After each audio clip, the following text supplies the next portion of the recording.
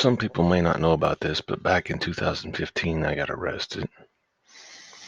I was making videos in order to try to generate funds to donate to Joe Osteen Ministries, Love a Child Incorporated out of Florida, and CBN. Most everybody's heard of Christian Broadcast Network, CBN. I was going to donate, I was donating to all three of those organizations already out of my own pocket. But I was trying to generate funds off these videos on YouTube to uh, generate funds off the ads, because YouTube was going to pay me for the ads.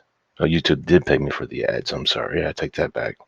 I did make some change, not very much, because I got arrested. You know, you hear jokes all the time on TV, and some of my jokes were just that. They were just jokes I've heard before.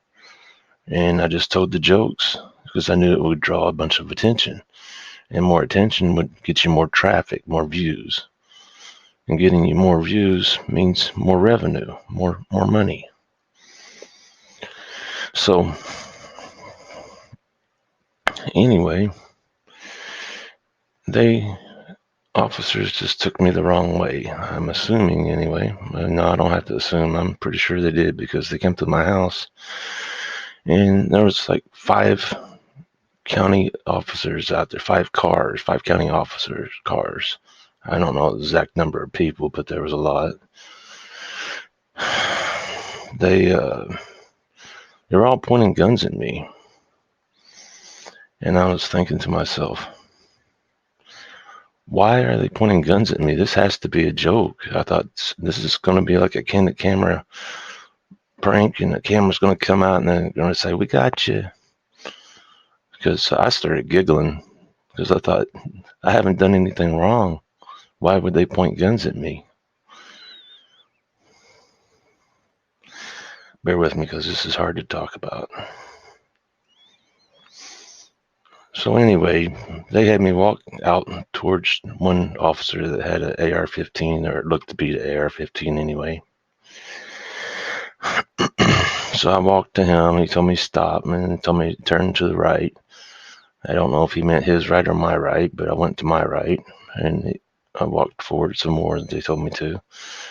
And then I knew that they were serious when one of them came up behind me and put his leg in front of me and body slammed me on the ground. That was after handcuffing me. They handcuffed me first, and then they did that.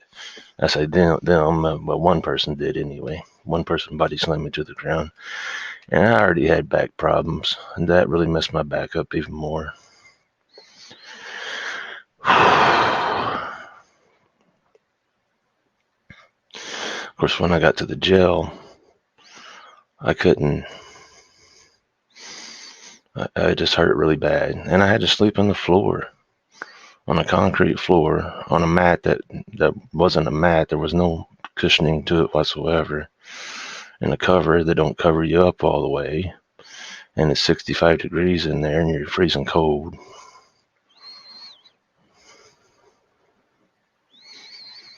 Anyway, to make a long story short, I'm going to try to make this short. I'd stayed up all night praying one night because I miss my son so much. I love my son so much. I stayed up all night praying. And then the next day, I was just talking with some friends, and my left brain, right here, the left part of my brain, not part of my brain, the entire left side of my brain went numb, like the inside of your tongue. You know, when the inside of your tongue gets numb, you feel it. You can feel it that it's numb. You don't have to like stick your hand in there and feel it as numb. Same way with my left brain. Excuse me. Well, when I say I blanked out, that just means I don't know what I did. You know, I don't know what happened. I blanked out, and I remember being in the hole. The hole is just a box where there's just a little hole in the floor for you to pee and do your business. And it's a box that you're locked up in. And I don't remember everything that happened. It just kind of come and go. But I fasted and prayed in there. I didn't eat or drink. Didn't eat or drink on purpose. That was not feeding me. They was feeding me and bringing me drinks, but I just wasn't eating or drinking.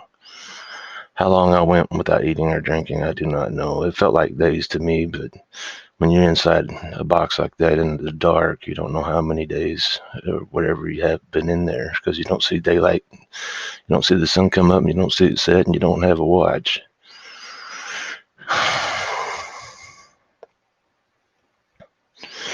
Anyway, one of the guards had called me out and had me call my dad, my stepdad, that is. He told me to start eating and drinking, so I started eating and drinking. But I was like super thirsty. I mean, like big time. So I just stood over in the corner. And I closed my eyes, bowed my head, and prayed for a glass of tea. Well, when I ended my prayer in Jesus' name, I prayed, man, a glass of tea was sitting in the chuck hole when I opened my eyes and raised my head. I thought, wow, that was amazing. That instantly happened. I didn't pray out of my mouth either. I prayed with inside my mind. I did not pray outside. I did not pray out of my mouth. I did the same thing again, not out of my mouth, but in my mind. Tea again, and tea was there again when I opened my eyes. And I did it again, a third time. And again, when I opened my eyes, there was tea. Now, the last time, I thought, I'm going to change this up because this is just a little too strange to be happening like this. I just want to confirm that this is God doing this. So I changed up the last prayer to a cup of coffee. So I prayed for a cup of coffee, except for this time, there was a hand in the jug holding the cup when I opened my eyes from ending the prayer. And the guard had said, I brought you a cup of coffee because we ran out of tea. Now, you tell me that's not God, I'm probably going to have to slap you on the back of the head. Boom. And you know I'm just teasing. Well,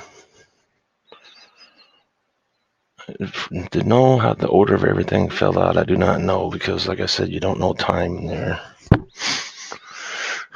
And I kept blinking in and out, but I do know a guard came in. He come in there, opened up the door real fast, and said, "You GD, MF," and yanked the covers off my head like, what the crap is wrong with him? And he grabbed a hold of my left arm, yanked me up out of the floor, and of course yanked me down 2 different hallways to the shower room. When I say yanked or dragged, I'm talking about my feet dragging and stuff like that, but he did drag me up out of the floor though. But I blinked out when going down the 2 hallways. I just going by what other people had told me. But when I got to the shower room, I did remember this. He had me take off all my clothes, and then he took a can of mace. First maced me in the eyes so I could not see, I guess so I couldn't, harm him. And then he burned my body all over.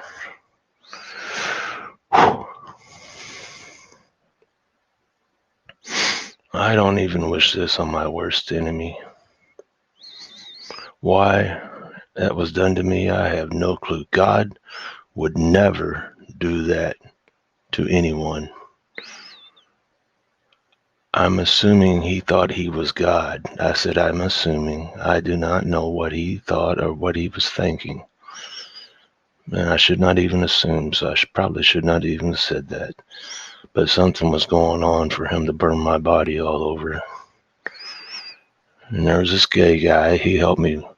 I couldn't see. He helped me shower and get all the mace off my body because I was burning all over.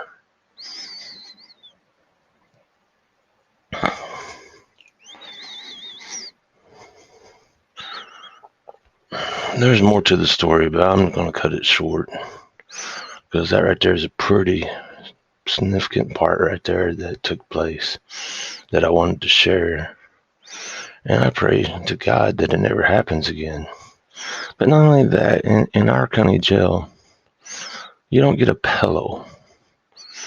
You know what happens when you don't get a pillow? It causes insomnia. And what's insomnia? Insomnia is you don't get good rest. You don't sleep good. And what happens when you don't sleep good? You get cranky. And if you're cranky, what else happens? You start fighting, arguing, and fights start out. So if they're wondering why there's so many fights in the jail, well, right there's one good reason. They don't have a pillow to lay their head on. And you got people sleeping on concrete floors. I mean, they have mats, but they're not mats. They're just flat as can be. And they do not have a new jail now. I have no idea how it is in there now. But I'm just saying to as it was in 2015, 2016 when I was in there, in the old jail.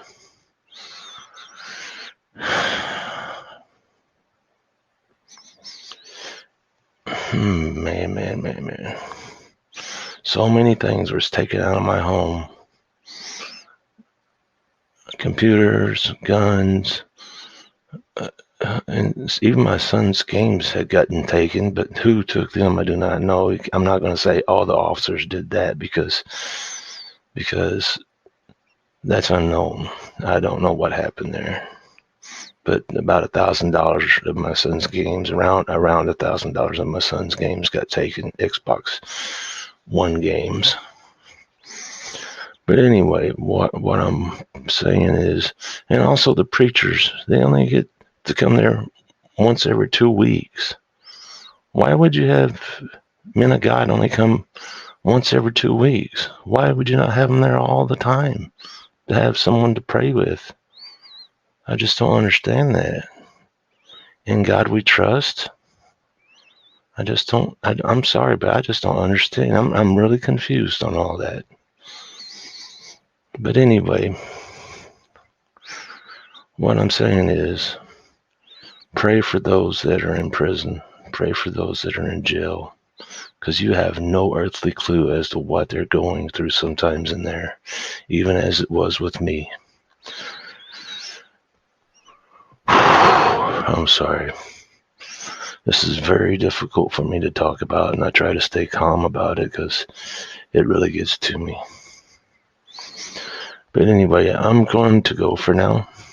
God bless you all, and I pray for you all to remember these things, what happened to me. But not only that, you need a jail with the doors open all the time, because I got claustrophobia. I can't stand to be closed in. I just want to bang my head on a wall when I'm boxed in, because I can't stand it. See, that was another issue for me. And not only that, leave the doors open and maybe have a church across from the jail where people can go day or night to go to the church and pray and get peace and quiet and get away from all the racket and the noise.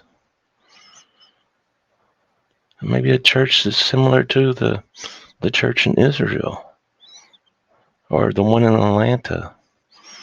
Atlanta has one just like it too, with a gold dome. I mean, it's a beautiful church.